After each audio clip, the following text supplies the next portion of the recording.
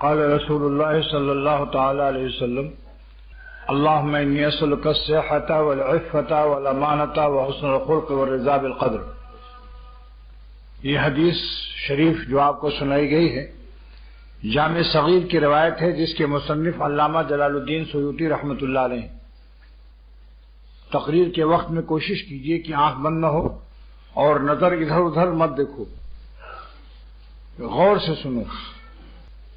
پھر یہ اس ذات گرامی کا کلام ہے جس پر روضہ مبارک پر بڑے بڑے اولیاء اللہ نے یہ شعر پیش کیا ہے.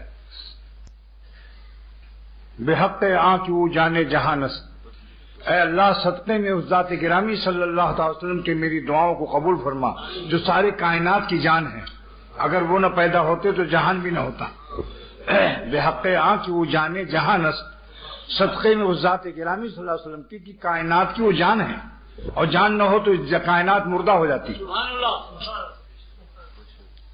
اور فدائے روضہ شفت آسمانس، آپ کے روضہ مبارک پر ساتوں آسمان فدا ہو رہا ہے. اس ذات گرامی پر ساتوں آسمان فدا ہو رہا ہے. تو ایسی ذات گرامی کی ارشاد گرامی کو اور ارشاد عالیہ اور ارشاد مبارک کو غور سے سنو.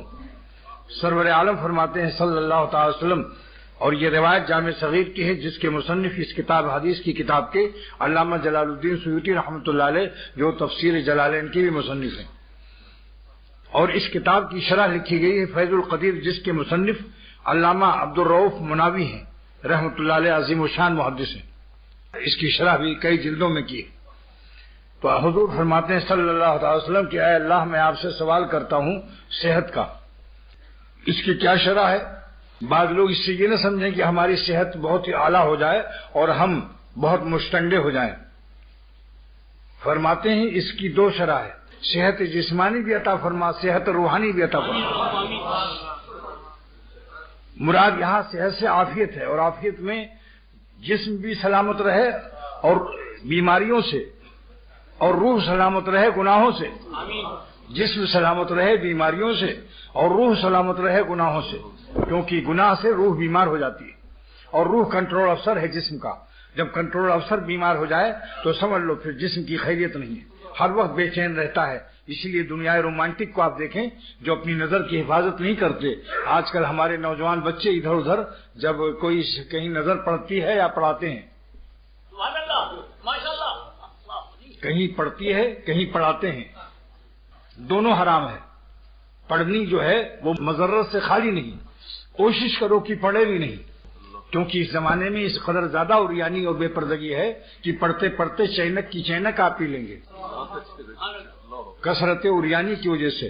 اس لیے عدم قصد نظر کافی نہیں ہے. آپ کا شہر میں نکلنا عدم قصد نظر کی دیکھنا نہیں ہے، نہ دیکھنے کا ارادہ ہے. نہ دیکھنے کا ارادہ جب کرو گے تب بچو گے، اور اگر دیکھنے کا ارادہ نہیں ہے تو دیکھنے کا ارادہ ہونے میں دیر نہیں لگتی. اگر دیکھنے کا ارادہ نہیں ہے تو دیکھنے کے ارادہ ہونے میں دیر بھی نہیں لگتی. ابھی کرنٹ نہیں ہے مگر پاور ہاؤس سے کرنٹ آ سکتا ہے. لہذا نہ دیکھنے کا ارادہ کر کے نکلو، کوشش کرو باوضو اللہ تعالیٰ سے عہد و پیمان کرو کہ اے خدا جان دے دیں گے، ہم جا رہے ہیں شہر، لیکن آپ کو ناراض کر کے حرام لذت لے کر کمینے پن اور بے وفائی کا ثبوت نہیں کریں گے. ارادہ کرو.